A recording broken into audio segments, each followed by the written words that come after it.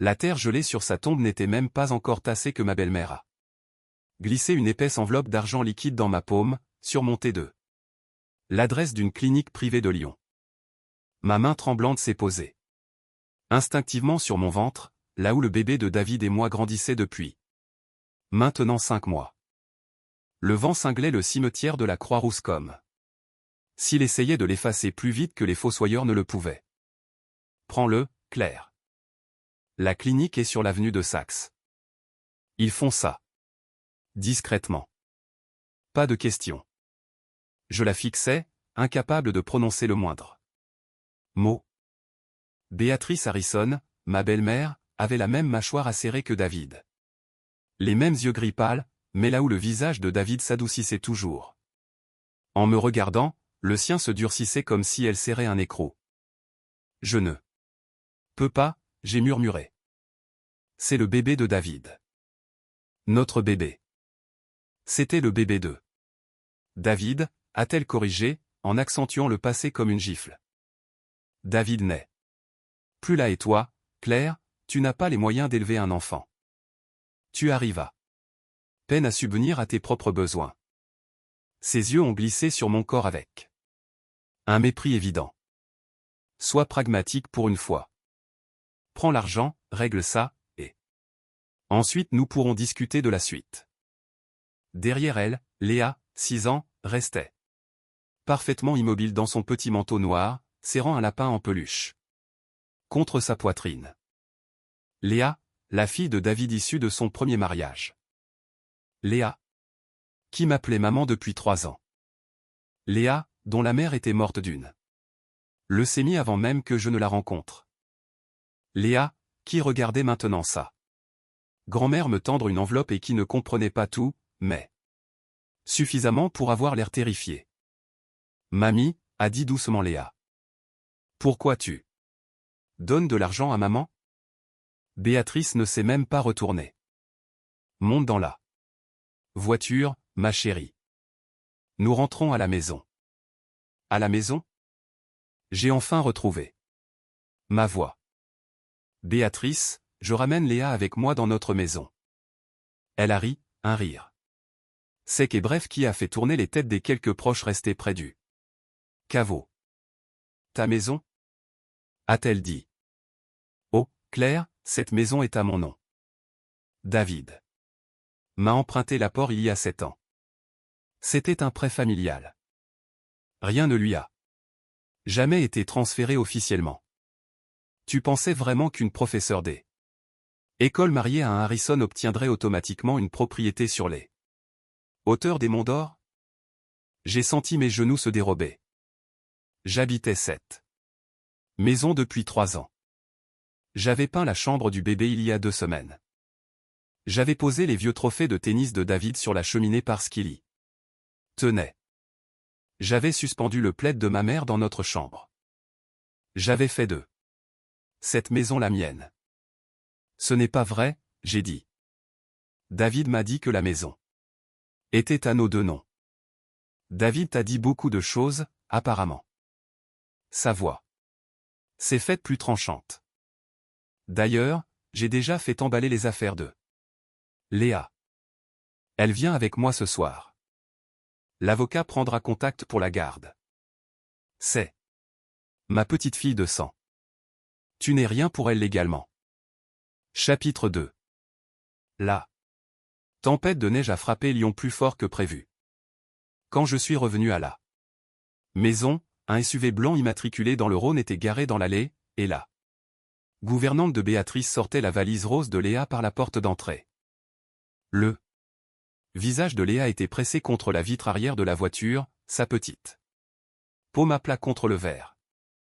Maman, articulait-elle. Je pouvais le voir, mais je ne pouvais pas l'entendre. J'ai couru vers la voiture et j'ai saisi la poignée de la portière. C'était verrouillé. Béatrice a baissé la vitre. Conducteur d'1 centimètre. Ne fais pas de scène, Claire. C'est mauvais pour ce bébé que tu sembles si déterminé à garder.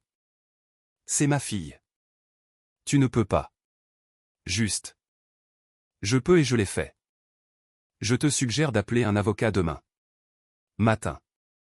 Ce soir, tu devrais te concentrer sur tes cartons. Tu as jusqu'à dimanche pour quitter les lieux. J'ai déjà fait changer les serrures de la porte de derrière. Ta clé fonctionne encore pour l'entrée, pour l'instant, par courtoisie. Le SUV a démarré. La main de Léa est restée sur la vitre jusqu'à ce que la voiture tourne au coin de la rue. Je suis resté planté dans l'allée. Dans mon manteau de deuil, les mains tremblantes, l'estomac retourné. Quelque part sous mes côtes, le bébé a donné un coup pour la première fois que je pouvais clairement ressentir une petite pression insistante, comme un message de la seule personne au monde qui était encore entièrement à moi. Je suis entré. La maison sentait encore le parfum de David, une odeur légère provenant de son manteau resté au crochet. Je me suis assise par terre dans l'entrée, avec mon manteau et mes chaussures de funérailles, et j'ai pleuré jusqu'à ne plus pouvoir respirer. Je n'ai pas dormi. J'ai passé la nuit à fouiller chaque tiroir du bureau de David, cherchant une preuve. Un titre de propriété, un relevé d'hypothèque, un acte notarié, n'importe quoi. Ce que j'ai trouvé à la place était étrange. Son tiroir de bureau avait un double fond. Je ne l'ai trouvé que parce que j'arrachais les tiroirs pour les vider, et l'un d'eux pesait plus qu'il ne le devrait. En dessous, scotché à plat, se trouvait un second téléphone. Pas son iPhone habituel. Un vieux téléphone prépayé noir, bon marché. Encore chargé. Protégé par un mot de passe. Il y avait aussi une carte de visite. Pas de logo d'entreprise, juste un nom écrit à la main.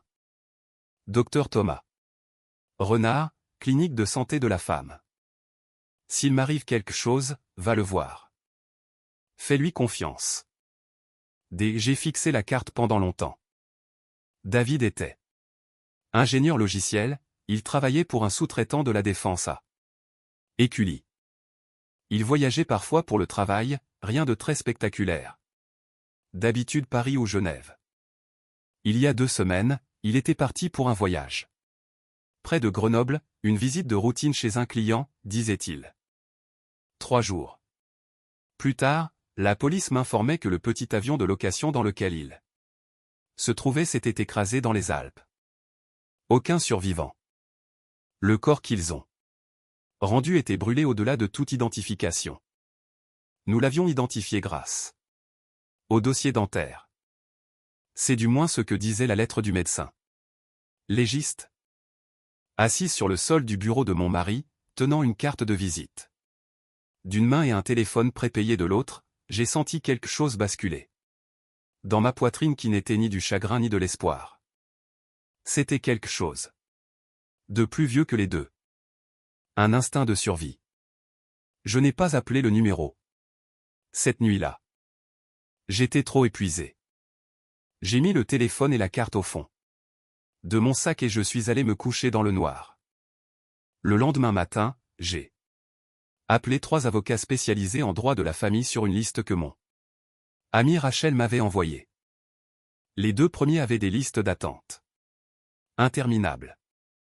La 3e, une femme nommée Patricia Morel, a accepté de me voir l'après-midi même. J'ai voulu prendre ma voiture, ou du moins essayer. La voiture n'était plus dans l'allée.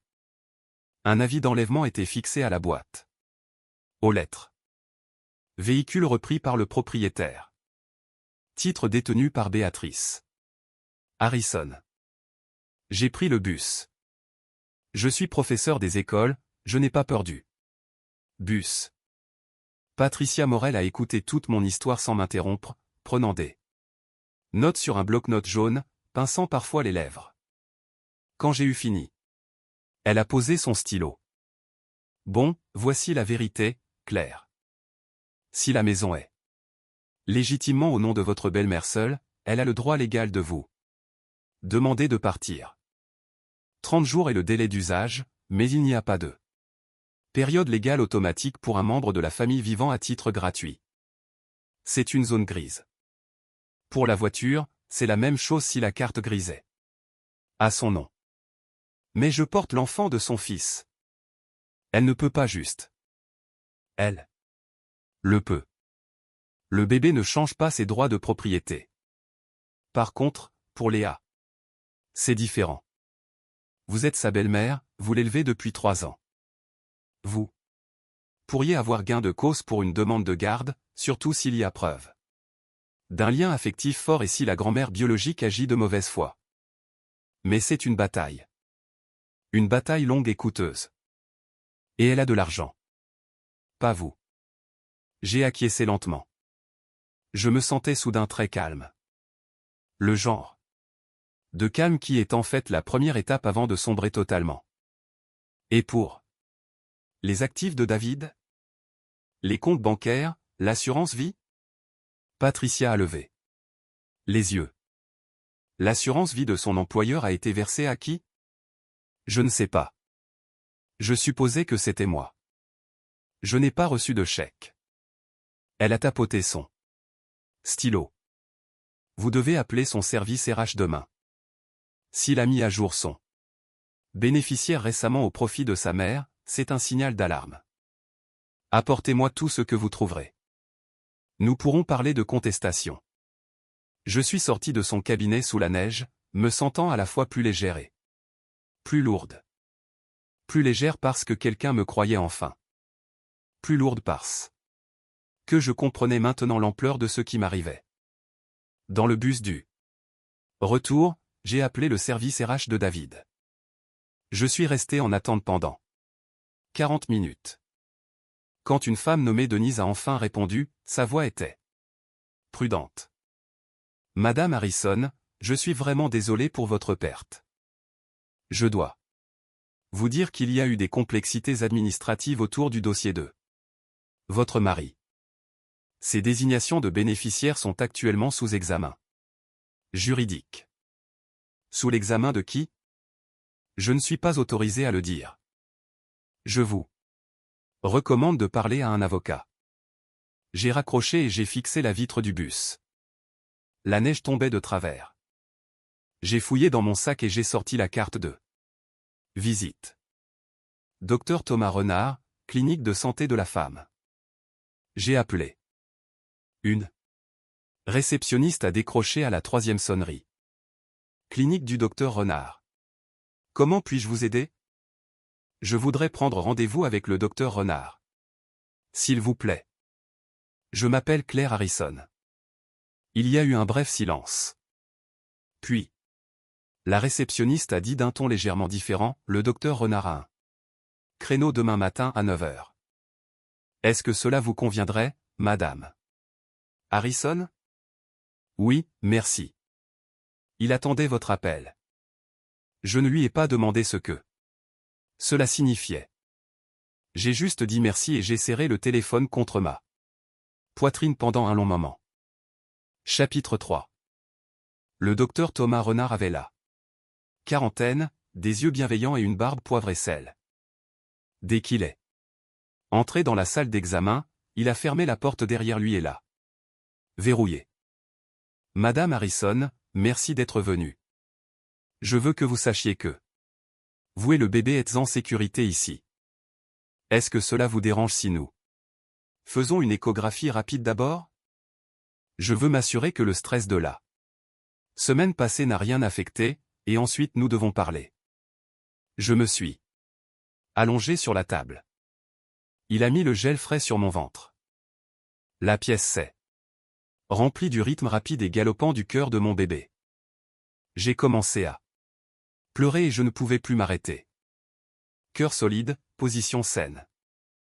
Un petit garçon, on dirait, si vous voulez savoir. Un garçon. Le fils de David. J'ai couvert mon visage de mes mains et j'ai sangloté. Le docteur Renard a attendu. Il m'a tendu un mouchoir. Il a attendu encore. Quand j'ai pu respirer à nouveau, il s'est assis sur le tabouret à côté de la table d'examen. Claire, j'ai besoin que vous m'écoutiez attentivement. J'étais un ami de votre mari depuis longtemps. Nous nous sommes rencontrés à l'université. J'étais son témoin à son premier mariage, avant que la mère de Léa ne décède. David et moi sommes restés proches. Je sais que cela va paraître incroyable, mais votre mari est vivant. J'ai arrêté de respirer. Il y a 3 mois, David est venu me voir. Il m'a dit qu'il avait découvert quelque chose à son travail. Son entreprise recevait de l'argent via une chaîne de sous-traitants qui remontait à une société écran à l'étranger. Il ne pouvait pas encore le prouver, mais il avait commencé à noter les preuves. Il avait aussi commencé à remarquer des voitures devant la maison, des hommes qui le suivaient au supermarché, des bruits sur sa ligne téléphonique. Il avait peur. Il est venu me voir parce qu'il avait besoin d'un endroit où aller qui n'était pas lié à lui officiellement. Si les choses tournaient mal. Les choses ont tourné mal, j'ai chuchoté. Les choses ont tourné mal. Il a contacté la police judiciaire il y a 2 semaines. L'agent assigné à l'affaire lui a conseillé que si les personnes impliquées le croyaient mort, il aurait une fenêtre de quelques semaines pour rassembler des preuves supplémentaires en toute sécurité. Ils ont organisé le vol. Ils ont organisé l'identification. Ce n'était pas le corps de David qu'on vous a rendu. Le crash était réel. Un autre passager, une personne déjà décédée sans famille, a été placé sur ce manifeste. Mais Claire, il voulait vous le dire. Il les a suppliés de le laisser vous prévenir. Ils ont dit non. Ils ont dit que si vous saviez, ils pourraient le voir sur votre visage aux funérailles, et sa mère aussi. Ils avaient besoin que vous fassiez tous les deux un deuil authentique. J'ai fermé les yeux. Le cimetière, l'enveloppe, le visage froid de Béatrice. Tout s'emboîtait dans une image horrible et parfaite. Sa mère, j'ai dit. Béatrice? Elle savait quelque chose, n'est-ce pas? Pas qu'il était vivant, mais qu'il était en danger? Le docteur Renard a hésité. Nous pensons que Béatrice est le contact interne dans son entreprise. Elle siège au conseil d'administration. Elle a approuvé plusieurs des paiements suspects aux sous-traitants. David l'a découvert 3 semaines avant sa disparition. Nous pensons qu'elle a réalisé qu'il savait. Nous pensons qu'elle se préparait, c'est pourquoi elle a agi si vite contre vous dès qu'il a été déclaré mort.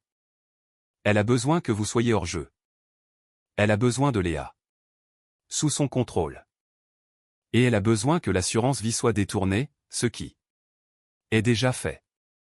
Elle a falsifié un formulaire de changement de bénéficiaire 2 jours après l'enterrement. J'ai ri. Ce n'était pas un son joyeux. C'était le son d'une personne dont le monde avait été bouleversé, puis retourné encore une fois. Jusqu'à ne plus savoir où était le haut du bas. Alors ma belle-mère n'est pas seulement cruelle. C'est une criminelle. Oui. Et mon mari n'est pas mort. Non. Et mon bébé est en sécurité. Oui. Et votre belle-fille va être en sécurité. Aussi. Nous devons juste agir avec prudence. La police surveille déjà Béatrice. Mais votre sécurité est ce qui compte le plus en ce moment. David a un endroit sûr pour vous. C'est prêt. Je veux le voir bientôt. Je vous le promets. Mais d'abord, on vous emmène là où personne ne peut vous trouver. Cette nuit-là, la sœur du docteur Renard, une femme discrète nommée Anna, m'a conduite dans un petit chalet près d'Annecy, à 2 heures de Lyon. Il était plein de provisions. Il y avait un poêle à bois. Il y avait des vitamines prénatales sur le comptoir, un petit panier et un mot de la main de David. Claire, je sais que tu lis ceci en me détestant. Je le mérite. S'il te plaît, laisse-moi arranger les choses. Reste en sécurité. Je t'aime plus que ma vie. J'ai serré le mot contre moi et j'ai Dormi 14 heures d'affilée pour la première fois depuis des semaines. Mais Léa. Léa était toujours avec Béatrice. Le 3e matin au chalet, j'ai appelé le docteur Renard depuis le téléphone prépayé. Je ne peux pas laisser Léa là-bas. Docteur Renard, elle a 6 ans. Elle ne comprend pas ce qui se passe. Son père vient de mourir. Sa belle-mère a disparu. Béatrice va la monter contre moi ou pire. Claire, la police me demande de vous dire d'être patiente encore 48 heures. Ils sont presque prêts à intervenir. 48 heures, c'est trop long. Elle a peur. Je l'ai entendu respirer lentement à l'autre bout du fil. Puis il a dit, « Qu'est-ce que vous suggérez ?» Je suggérais quelque chose d'imprudent. Je le savais, mais je savais aussi que personne ne viendrait sauver Léa à moins que je ne me lève. Et j'étais fatigué, épuisé d'être une femme à qui les choses arrivent. Je retourne à Lyon. Je vais chez Béatrice. Je vais chercher ma fille. Claire, je suis sa mère. Anna m'a ramené cet après-midi-là. Nous ne sommes pas allés chez Béatrice tout de suite. Nous sommes d'abord allés au cabinet de Patricia Morel. J'ai tout raconté à Patricia, chaque mot, pendant qu'Anna attendait dans le hall. Patricia écoutait, la bouche bée. Quand j'ai fini, elle a sorti son téléphone.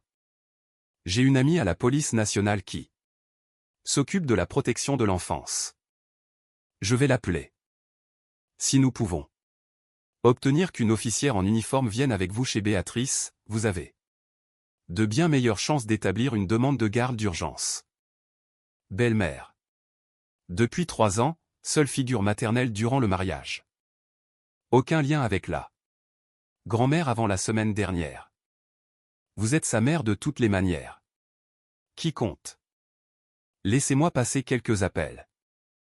À 18 heures, j'étais assise à l'avant d'une voiture de police conduite par le lieutenant Maya Chen. Avec Patricia Morel qui suivait dans sa propre voiture. Nous sommes entrés dans la longue et coûteuse allée de Béatrice dans le quartier huppé de Lyon. La lumière du Porsche était allumée. Je pouvais voir le reflet de la télévision à travers les rideaux du salon. J'ai sonné. Mon cœur battait comme un tambour. Béatrice a répondu en pantalon de soie et pull en cachemire. Son sourire s'est évaporé dès qu'elle a vu l'officière. Claire, qu'est-ce que c'est que ça? Madame Harrison, a dit poliment le lieutenant Chen, nous sommes ici pour un contrôle concernant une mineure, Léa Harrison, et pour faciliter une conversation entre Madame Claire Harrison et l'enfant. Nous n'avons pas encore d'ordonnance de garde, mais Madame Harrison est la figure maternelle principale. Depuis 3 ans, et elle est en droit de s'assurer de son bien-être.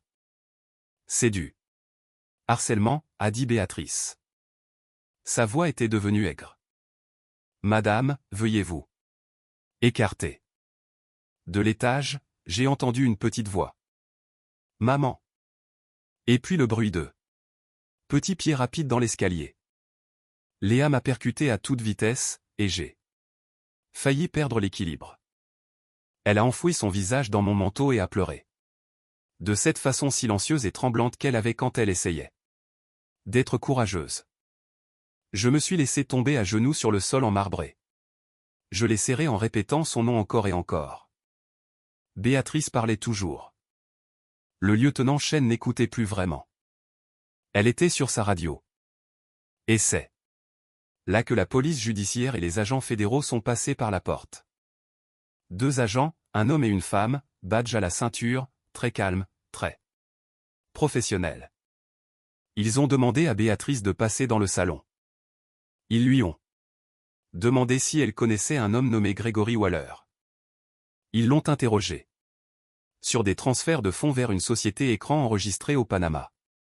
Ils l'ont interrogé sur une désignation de bénéficiaire d'assurance falsifiée. Béatrice s'est assise très lentement sur son propre canapé. Sa bouche s'est ouverte, fermée, puis rouverte. Elle m'a regardé à l'autre bout de la pièce. J'étais toujours au sol, tenant Léa. Pendant un long moment, son visage a exprimé quelque chose de complexe. Puis il s'est durci à nouveau. Claire, quoi? Qu'il t'ait dit, ce n'est pas ce que tu penses. Béatrice, j'ai dit calmement. Je sais que mon mari est vivant. Son visage est devenu livide. Les agents ont échangé un regard. Madame, a dit l'agent, nous allons avoir besoin que vous nous suiviez. J'ai dormi chez Patricia cette nuit-là avec Léa. Nous avons dormi dans la chambre d'amis dans le même lit. La tête de Léa était nichée sous mon menton, l'une de ses petites mains posée sur mon ventre. À un moment, à moitié endormie, elle a dit, est-ce qu'il y a vraiment un bébé là-dedans? Oui, ma chérie, ton petit frère. Tant mieux, a-t-elle dit. On va avoir besoin de plus de monde dans notre équipe. J'ai ri et j'ai pleuré, et le bébé a donné un coup. Et Léa l'a senti et a poussé un petit cri de joie.